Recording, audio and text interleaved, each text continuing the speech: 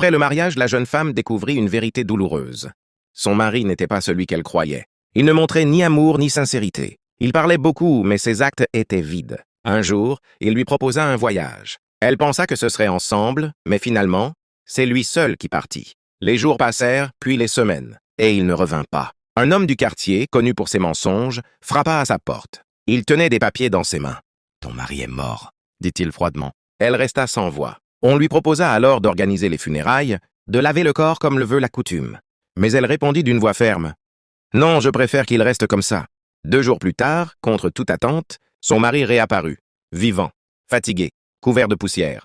Quand il entra dans la maison, il découvrit sa femme debout, une main sur son ventre arrondi. Elle était enceinte. « Tu es enceinte ?» dit-il surpris. « Oui, et ce n'est pas ton enfant. Tu es revenu trop tard. » Il essaya de se justifier, cria, inventa des excuses, mais elle resta calme. « L'enfant que je porte est né de la paix, pas du mensonge. Je ne veux plus de toi dans ma vie, pars. » Comprenant qu'il avait tout perdu, il quitta la maison sans un mot.